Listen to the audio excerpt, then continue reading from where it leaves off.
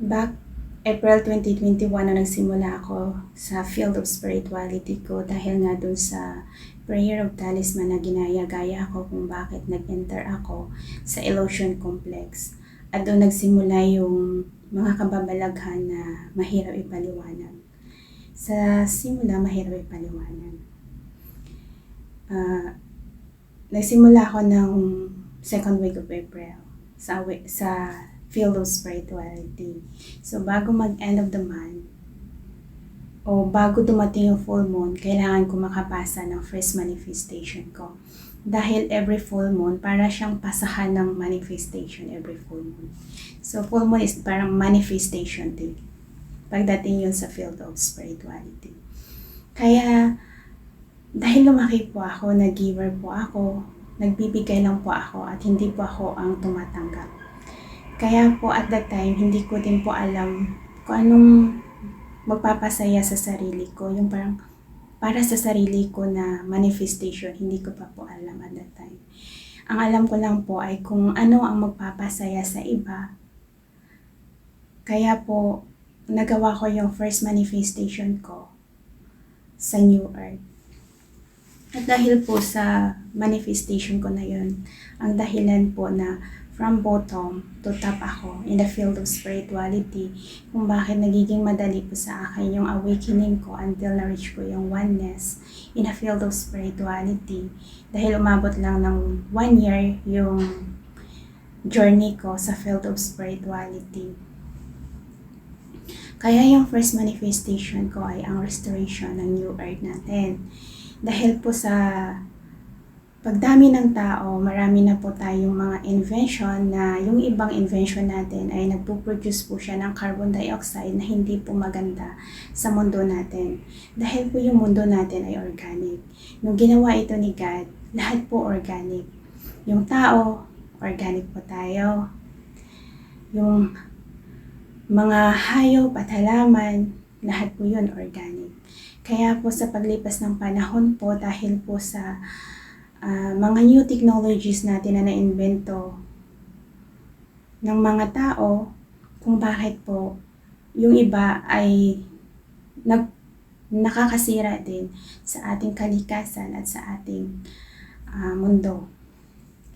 Kaya ang hiniling ko po ay sana tulungan nila po ako na malinis yung hangin natin. At malilinis lang po yung hangin natin kapag nag-produce po tayo ng maraming oxygen. Dahil po mataas na po yung carbon dioxide sa hangin natin, kung bakit kailangan natin mag-produce ng more oxygen para malinis po yung carbon dioxide sa hangin natin. At kailangan po natin magtanim ng maraming puno o halaman na nagpo-produce maraming oxygen. Hiniling ko din po na i-restore yung tubig natin dahil meron po tayong seawater and yung tubig tabang na sana ma-restore yun o ma-balance yung ecosystem natin. At kapag nalinis po natin yung karagatan natin, matanggal po natin yung mga basura, malilinis po yung karagatan natin and to bring back the balance. So humiling din ako na sana bigyan tayo ng mga panibagong species. Dahil po sa pagdami ng tao, nagiging kulang na po yung species natin sa tubig dagat natin at sa tubig tabang natin. Kaya humiling po ako ng sana bigyan tayo ng mga new species para po ma-restore yung balance sa ecosystem natin. Hiniling ko din po na sana tulungan nila tayo na ma-restore yung lupa natin, yung nature natin, dahil po sa paglipas ng panahon, maraming hayop na po ang nawawala dahil po kinakain ng tao. At yung lupa po natin, hindi na po ganun ka-fertile dahil po yun sa mga basura na ikinalat natin sa lupa. Kaya po, sana po, kung marunong po tayo mag-invento ng mga basura, marunong din po tayo mag-recycle. At kung marunong po tayo marunong tayong magtapon ng basura, sana marunong po tayo magdampot. kapag nagkaisa po tayo as individual person o individual human in this human world, kung papahalagan po natin yung environment natin, yung kalikasan natin, yung kapaligiran natin, kapag naging individual responsible po tayo, marirestore po natin yung mundo. At hiniling ko din po na sana po tulungan nila po tayo to restore the solar system.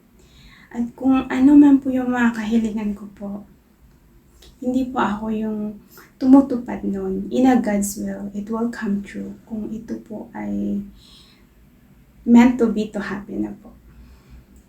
Dahil po,